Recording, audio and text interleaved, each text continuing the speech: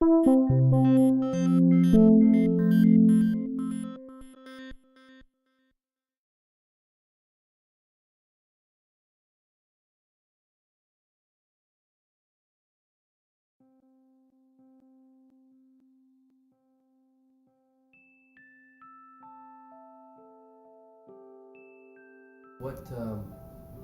type of experiences did they have they shared with you?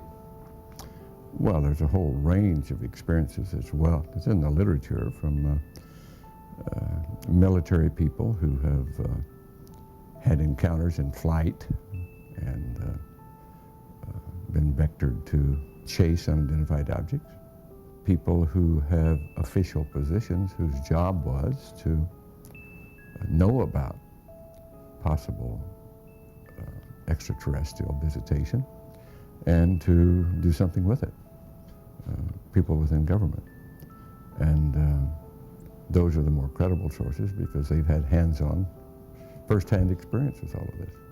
Whether they come forward or not is up to them. It's, if they want to come out with their information, if they don't feel that they're under security constraints and they somehow get relief or amnesty from any oaths of security, then I would hope they would come forward. There's a lot that does go on with these high security classifications under military rules. I think it's a fairly muddy area when we're talking about this level of activity. Yes, there are some stories that are rather ghastly, as a matter of fact. Now, I can't validate those. I don't know that they're necessarily true. But like many other stories, they put fear in the hearts of people, and that's perhaps why many of the people don't want to come forward. Well, my interest basically is what's the nature of the universe we live in? What is our relationship to the larger reality? If that's a part of the larger reality and we're denying it, that to me is unconscionable. I don't live that way. If I went into space to learn about the universe we live in, to get new insights, to go beyond the boundaries of our known existence. And if these phenomena are really indicators of new information about the cosmos at all and intelligent life in the cosmos and our ability to travel in the cosmos, as circumstantial evidence would suggest, then we ought to get to the bottom of it. It's just my curiosity that drives me. There seems to have been, over the last 50 years at least, and more, a great deal of secrecy surrounding the so-called UFO event. It's a very complex subject. We're not dealing with something that's very simple here. If we take well, we have sightings of all sorts. We've been reported thousands and thousands of sightings for 50 years or so. Large numbers of those sightings are indeed misperceiving natural phenomena in some way. But a large number of them are not misperceiving. They seem to be well-documented events that represent flying craft that do not match anything we have in an earthbound arsenal, which is very short of saying we have validated in the public domain that they are ET craft. We have to rely upon that to get better answers. We have to rely upon people who have been there and interacted, have first-hand data. The only people I know of that claim to have been in that position are former intelligence, military, and government people, and some contractor people, whose official duties in the early days were to investigate this and know about it. Those people were under at that time great restrictions and high security clearance that prevented them from telling the general public about it. It would appear that period is long past, but they're still under security restriction, or at least believe they are. There have been ET visitation, there have been crashed craft, there have been material and bodies recovered, and there is some group of people somewhere that may or may not be associated with government at this point, but certainly were at one time, that have this knowledge and have been attempting to conceal this knowledge or not permit it to be widely disseminated. So who do you think is in control of this knowledge at this point? I cannot answer that. I cannot answer who are these people, but there's a lot of evidence that points to what I call a clandestine group, people who have some quasi-affiliation with government and use certain government facilities, but operate in a rather very stealth and secret way that is not generally under high-level governmental control as far as we can tell. Yes, there has been ET visitation and may continue to be. There has been craft that have been recovered.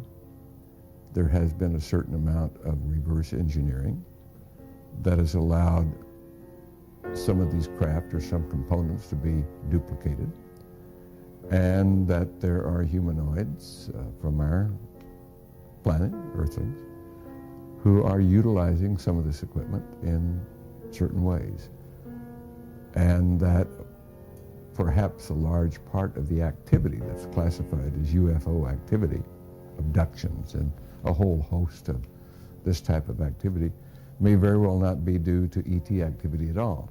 I would suspect if any is due to ET activity, it's a rather small part, and that a larger portion is due to humanoid type activity, Earthling type activity, in a very clandestine fashion. Sort of instill a fear of... Well, I will stop short of attaching motivation to this. I don't know the motivation.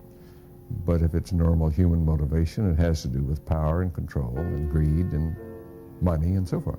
Those type of craft, humongous, very, very large craft, the size, so-called, or reportedly, the size of many football fields, that would be very hard to manufacture, conceal, and operate from an Earth base. It would seem, if that account is true at all, it probably would have to be something beyond this realm. I think it's long past time to open this up to the public because they don't know what to do about it anyhow. I do not see anything that suggests really malevolent intent on the part of, if there are ETs at all, and I have to place the caveat, if there are ETs at all, I don't see anything that represents hostile intent. We see things that, like abductions, for example, that many would claim are hostile. To the extent that that may be true, I would more likely attribute it to some other cause. There is evidence, there is a mountain of evidence, if you will, that essentially amounts to smoking gun evidence that has not been and seemingly cannot be brought forward at this point, at least not by the powers of government or not by anything I know about. But it seems to exist. There is disinformation. The question of has it been kept secret or how could it be kept secret? It hasn't been kept secret. It's been there all along, but it has been the subject of disinformation in order to deflect attention and to create confusion so that the truth doesn't come out. Disinformation is simply another method of stonewalling, and that's been used consistently for the last 50 years or so. Weather balloons over Roswell as opposed to a crashed craft of some sort. That's disinformation. We've seen that for 50 years, and it's the best way to hide something. It shouldn't be any more of an effect that ETs have come here than that we have gone to the moon. Okay, it's just a part of the way things are. And we have to understand it and put it in context of the story of ourselves, our knowledge base of cosmology, the nature of our existence, who are we, how does the world work?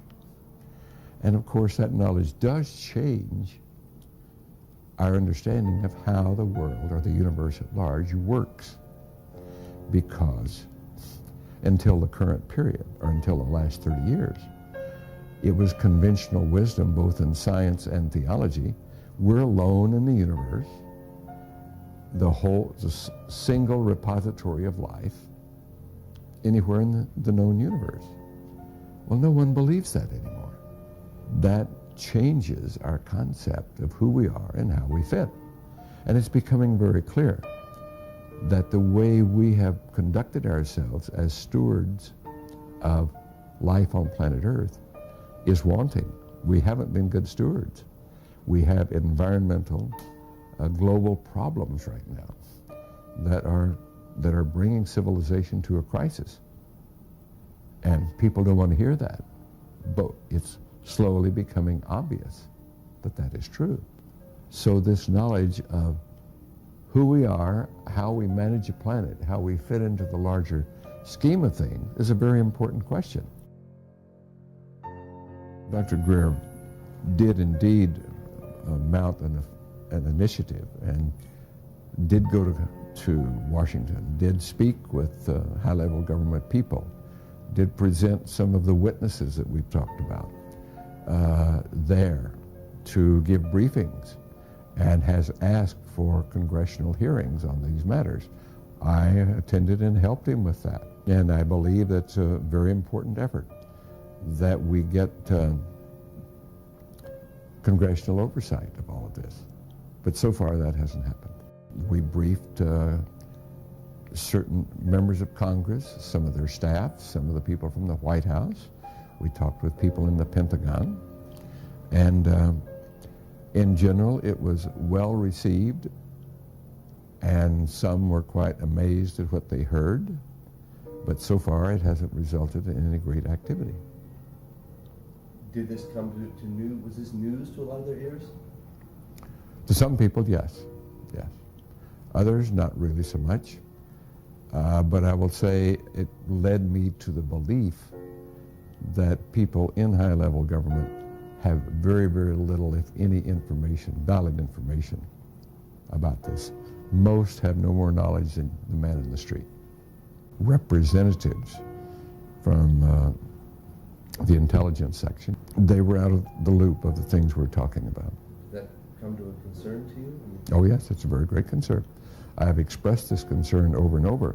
That's exactly what I'm saying, is that whatever activity is going on, to the extent that it is a clandestine group, a quasi-government group, a quasi-private group, it is without any type, as far as I can tell, of high-level government oversight. And that is a great concern.